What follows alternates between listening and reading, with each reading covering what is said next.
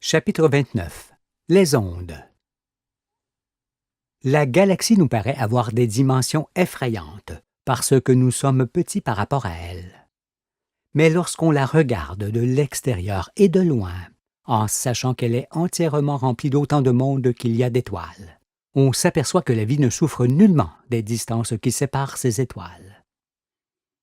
Mais pour saisir pleinement tout ce qui se produit en son sein et voir que nous ne sommes point isolés des autres mondes, nous devons étudier ce que sont réellement les ondes et la façon dont elles sont perçues. Les ondes et la matière.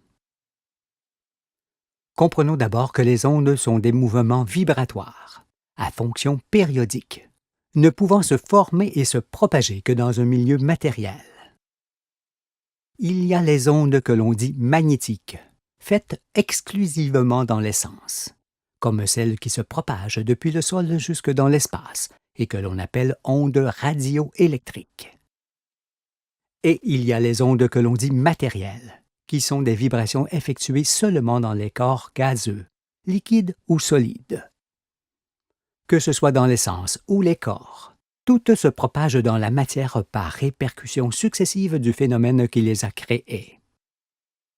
Or, puisque l'espace est matériel, nous sommes véritablement reliés à tous les astres et mondes de l'univers par l'essence et les ondes qui la parcourent. Là encore, nous devons ôter ce qui se dit habituellement au sujet des ondes, parce que celles-ci ne sont nullement composées par des électrons qui voyagent dans l'espace, ni par des particules d'énergie lumineuse sans masse, imaginées par les scientifiques, qu'ils appellent photons en ce qui concerne la lumière, ou phonons s'il s'agit d'acoustique. À leurs yeux, un photon serait-il comme un petit flambeau qui éclaire le paysage? Et un phonon serait-il comme un petit timbre qui indique ce qui se produit? Comment les imagine-t-il? Non, tout cela n'est point véritable. Par ailleurs, il ne peut pas y avoir d'ondes électromagnétiques produites par des électrons. Sinon, lorsque les hommes procèdent à des émissions d'ondes, il faudrait qu'ils projettent une quantité considérable de matière dans l'espace. Il en serait ainsi, et ce serait forcément le chaos. Par ailleurs, les ondes ne peuvent pas davantage être faites avec des particules d'énergie lumineuse sans masse, les photons, parce que sans masse signifie sans corps et forcément sans matière ni réalité. Il n'existe que des mouvements vibratoires de la matière. Perception des phénomènes. Voir, ressentir la chaleur, entendre, sont des phénomènes dus exclusivement à ces vibrations produites dans l'essence et les corps. C'est pourquoi le Créateur nous a donné des yeux qui interceptent et interprètent certaines vibrations de l'essence et des oreilles qui, elles, interceptent et interprètent certaines vibrations des corps. Mais parce que les phénomènes vibratoires sont d'une grande complexité, il faut se méfier du langage et des mots qui ne traduisent pas toujours leur réalité. Par exemple, si l'on dit « j'aperçois une lumière au loin », on dit une sottise, car la lumière ne se voit pas.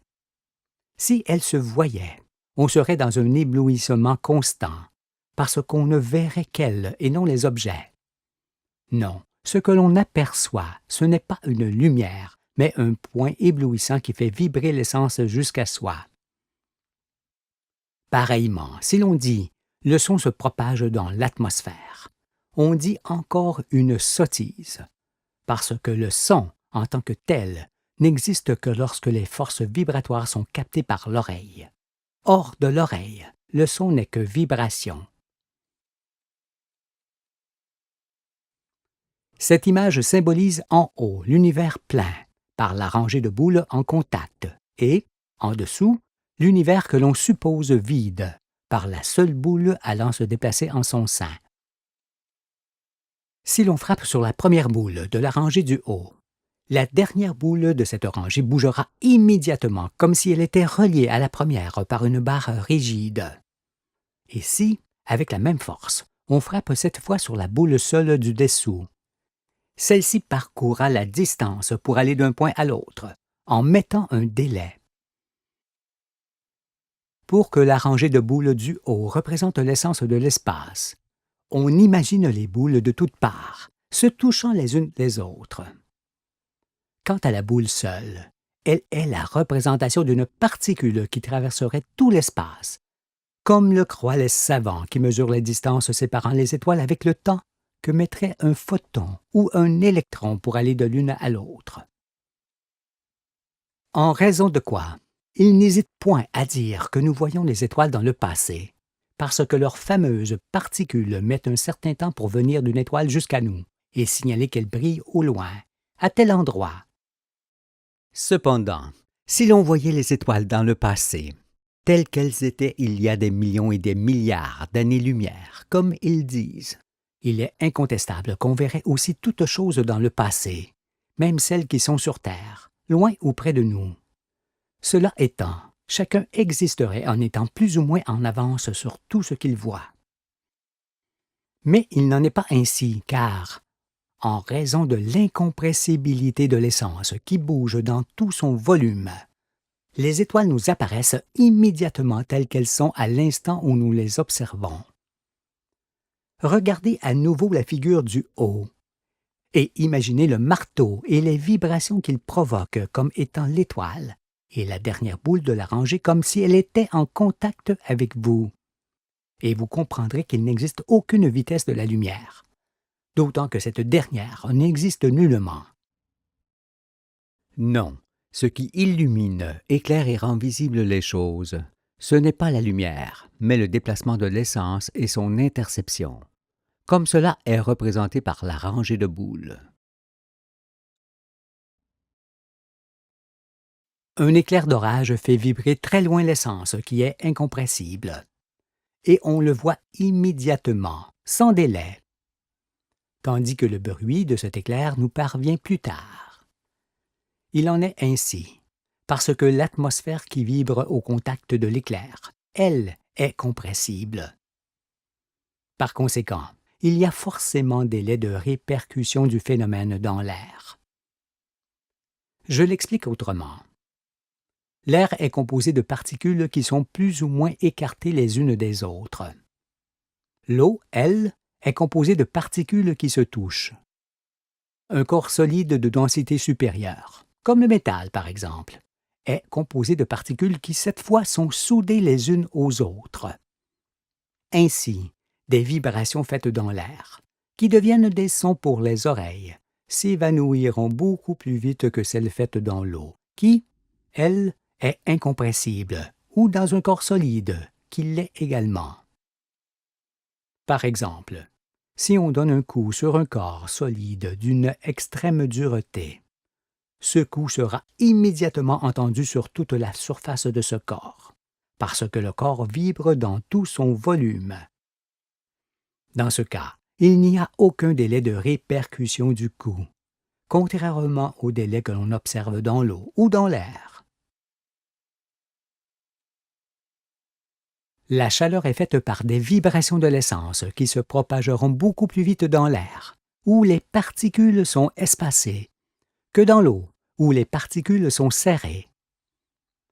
Ces vibrations de l'essence, qui sont ressenties comme chaleur par le corps vivant, ont également pour effet de faire vibrer et d'écarter les particules qui composent les fluides. Dans l'atmosphère, par exemple, ces vibrations font diminuer la densité de l'air en écartant les particules qui le composent. C'est pour cette raison que l'air chaud s'élève, car, de densité inférieure à celle de l'air environnant, il est obligé de s'élever. En raison de cela, sur la Lune, un ballon rempli d'air chaud resterait sur le sol, parce qu'il n'y a pas d'atmosphère.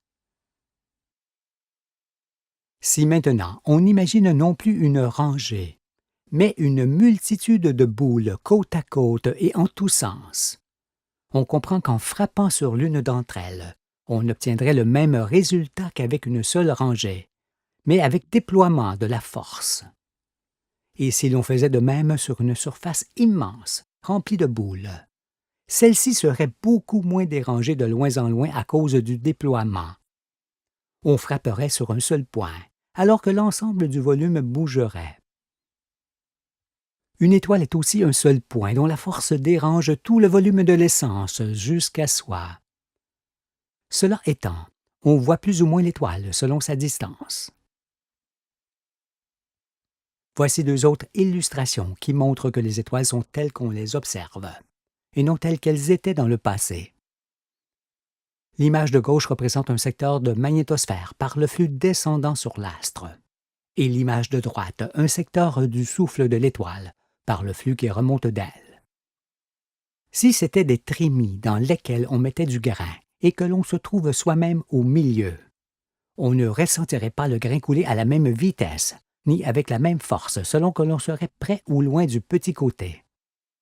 En conséquence, si nous étions nous-mêmes la boule foncée de la figure de gauche, nous pèserions beaucoup plus près du petit côté de la trémie, à cause du grain qui coulerait plus fort à cet endroit. Inversement, si nous étions la boule claire, nous pèserions beaucoup moins en étant placés en haut où le grain, moins dense, coulerait moins fortement sur nous. Cependant, près ou loin du petit côté de la trémie, le grain coulerait dans tout son volume, en étant plus ou moins déplacé. La figure de droite montre que le flux émanant de l'étoile se dirige dans l'espace, en déployant son action. Alors, puisque tout le grain bouge en même temps dans son volume, et que cette force se ressent où que l'on soit en lui, il est manifeste qu'on voit les étoiles telles qu'elles sont et non telles qu'elles étaient dans le passé. Entre elles et nous, tout le volume de l'essence vibre en même temps, quoique étant plus ou moins fortement déplacé. Ici sur la Terre, nous sommes, disons, dans la trémie du Soleil et proche de ce dernier, comme la boule claire de la figure de droite. Lorsque nous regardons une autre étoile, nous sommes aussi dans cette trémie, mais cette fois, dans la position de la boule foncée, plus éloignée, qui sent immédiatement vibrer le grain, mais un peu seulement. C'est pourquoi nous apercevons à peine l'étoile et, inversement, beaucoup le Soleil. Et cela s'accentue par le fait que le souffle du Soleil tend à écraser le souffle des étoiles. Pour toutes ces raisons, nous croyons fermement que les étoiles étaient beaucoup plus éloignées de nous qu'elles ne le sont en réalité. La chaleur et la lumière.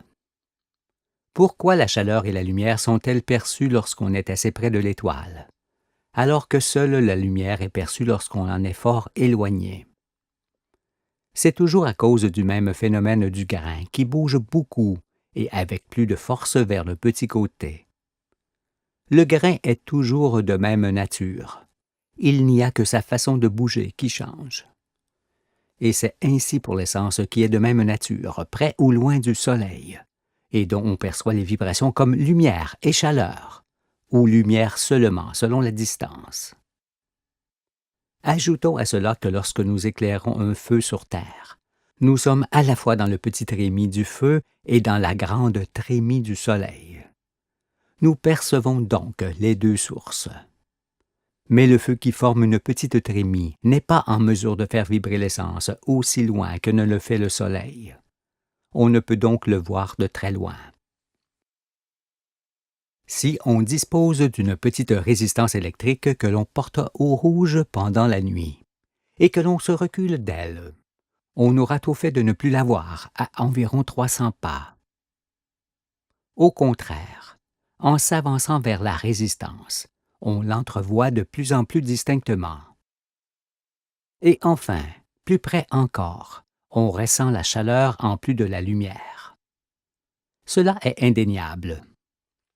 Si donc les photons existaient et voyageaient allègrement à plus d'1 milliard de kilomètres à l'heure, comme l'affirment les savants, n'arriveraient-ils pas ici à parcourir 300 pas durant toute la nuit, à partir desquels on ne voit plus la résistance? Y aurait-il un empêchement? La vraie réponse, c'est qu'une petite résistance électrique ne peut provoquer qu'un petit dérangement de l'essence environnante, alors qu'une étoile porte ses vibrations au-delà de la galaxie. Avec ces réalités, dont l'évidence ne peut échapper. Nous sommes loin des photons voyageurs qui vont d'un point à un autre sans rencontrer d'obstacles. Par ailleurs, si les photons existaient et se déplaçaient uniformément à 300 000 km à la seconde, pourquoi alors apercevrions-nous un incendie au loin pendant la nuit et pas un feu de camp à la même distance, dans une autre direction? Y aurait-il, là aussi, un interdit à ce que les photons du petit feu nous parviennent avec la même vitesse que ceux du grand feu? Quel serait-il? Par ailleurs, si on chauffe un morceau de fer jusqu'à ce qu'il soit rouge et qu'on arrête ensuite de le chauffer, on continue cependant de le voir rouge et de ressentir sa chaleur pendant encore un moment. Il en est ainsi, parce que les forces qu'il restitue proviennent de la même source. Cela signifie que la lumière ou la chaleur sont de même nature et de même origine. Il n'y a que les vibrations qui les engendrent qui varient. Si donc la lumière était faite avec des particules d'énergie lumineuse, avec quoi la chaleur, qui ici a la même source, serait-elle faite? Sur ce plan, j'ai quelque chose à montrer. Les astronomes ont remarqué que l'ombre des satellites projetés sur l'atmosphère de Jupiter est plus chaude que le reste de cette atmosphère, éclairée par le Soleil. Ce qui s'explique fort bien avec ce qui vient d'être dit, car le rayonnement solaire écrase la chaleur qui remonte de Jupiter. Cela étant, l'ombre des satellites est forcément plus chaude que le reste de la surface de l'atmosphère. Il est incontestable que si, en se désintégrant, le Soleil ne soufflait pas l'essence qui le constitue, mais seulement des particules, comme cela est dit, toutes les étoiles de notre galaxie souffleraient obligatoirement les mêmes particules. Dans ce cas, l'espace en serait rempli, et les oiseaux pourraient aller de la Terre à la Lune en battant des ailes. De plus, un tel vent solaire chasserait forcément l'atmosphère des planètes, qui est aussi composée de particules. Certes, quelques particules du Soleil sont peut-être projetées dans l'espace par son souffle, mais ce ne sont point elles qui constituent ce souffle. Ôtez donc maintenant de vos esprits tout ce qui ne peut pas être, pour laisser la place à ce qui existe vraiment. Il faut comprendre que le Soleil n'émet point de lumière ni de chaleur, mais seulement l'essence qu'il anime de vibrations diverses. Et ce sont ces vibrations qui sont perçues par les êtres vivants comme lumière et chaleur, alors qu'elles ne sont que des forces vibratoires. Il y a ce qui provoque ces vibrations et ce qui les reçoit. Pour qu'il y ait réception, il faut qu'il y ait corps, et corps vivant pour qu'elles soient lumière, chaleur ou son divers. Pour les rochers, ces forces vibratoires restent des forces, alors qu'il en va autrement pour les êtres vivants. Même si cela vous surprend, je dis qu'en dehors de vous, il n'y a point de lumière, point de chaleur ni de son. Tout est obscur et silencieux, sans chaleur ni froid. Cela est certain, parce que les diverses vibrations de l'essence ou de l'air ne peuvent être lumière, chaleur ou son en tant que telles. Ce sont seulement des forces. Toutes ces explications prouvent qu'il n'y a point de photons et que la vitesse de la lumière n'existe pas, mais que notre organisme est conçu pour réagir au mouvement de la matière. Les animaux nocturnes ne réagissent pas aux mêmes forces que celles qui nous permettent de voir. Cependant, ils voient clairement. Contrairement à eux, dans l'obscurité, nous ne voyons pas. Mais, en tendant l'oreille, nous pouvons nous diriger vers un bruit quelconque, même à peine audible. On peut donc se diriger au bruit seulement, en localisant l'endroit d'où vient ce bruit. C'est ainsi que les animaux nocturnes, comme les chauves-souris, localisent les insectes, parce que ces insectes ou autres proies font du bruit qui attire leur attention. Mais ces animaux nocturnes voient suffisamment la nuit pour s'orienter. Tout être vivant peut se diriger à l'estime, à vue, au bruit, à l'odeur ou par l'ensemble de ses perceptions, s'il est doté d'organes correspondants. Car il est évident que chaque être est créé pour se mouvoir et vivre dans le milieu qui lui a donné naissance et où il évolue.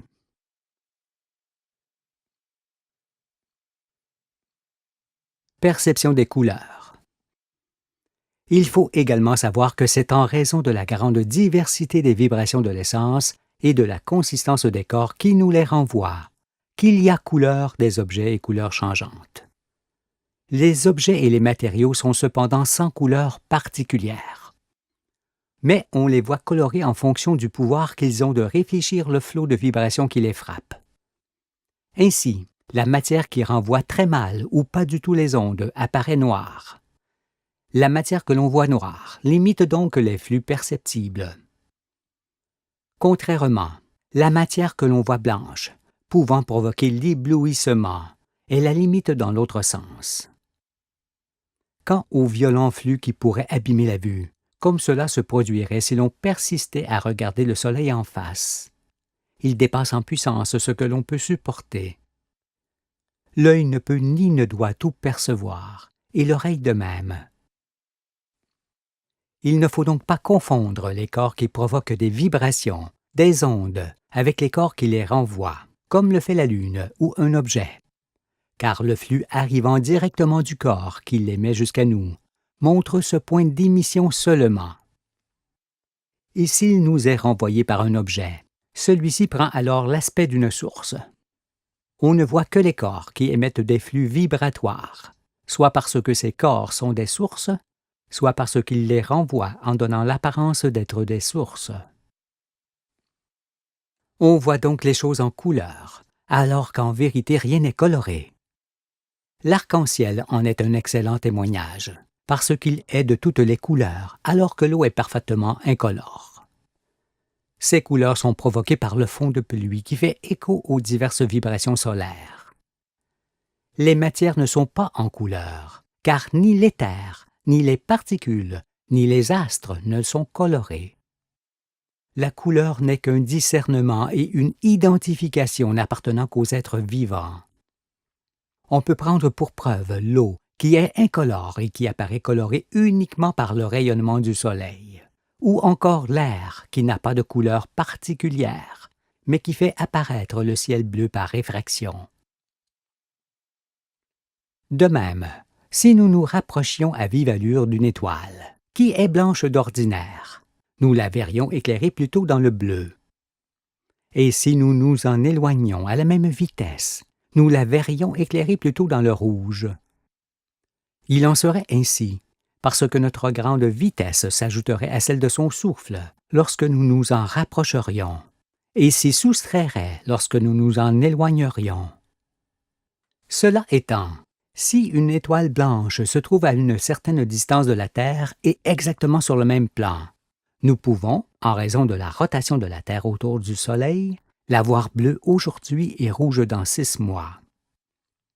Mais il ne faudra pas en conclure, comme cela a déjà été fait par les savants, que nous avons trouvé une étoile qui avance et qui recule. Parce que c'est nous qui le faisons tous les 6 mois avec la Terre et par rapport à elle.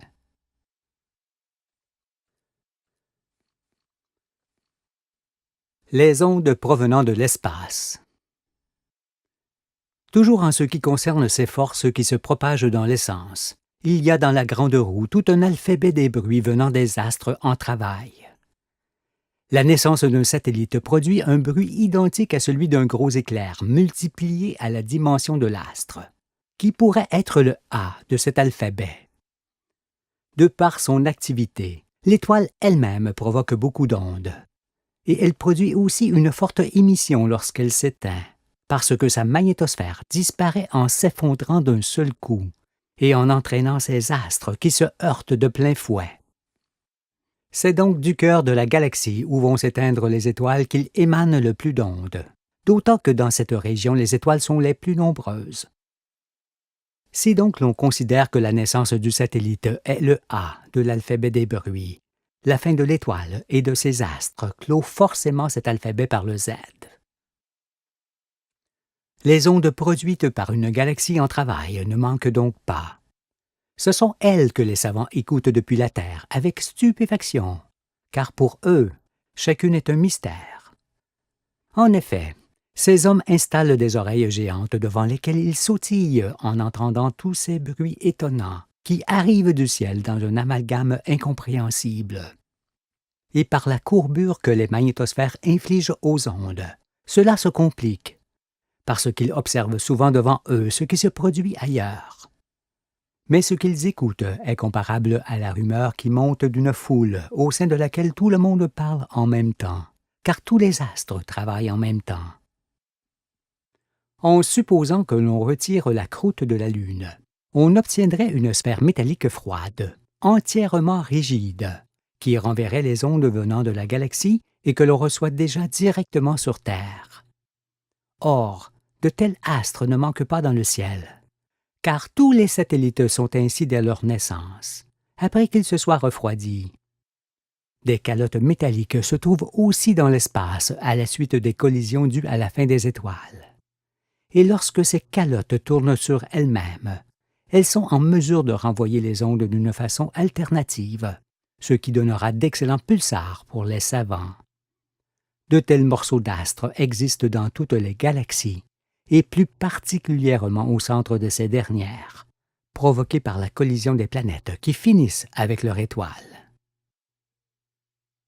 On comprend que la partie arrondie d'une calotte est en mesure de collecter grand nombre d'ondes émises de toutes parts et de les renvoyer dans notre direction en un seul faisceau, d'une façon alternative si cette calotte tourne, ou continue si elle ne tourne pas.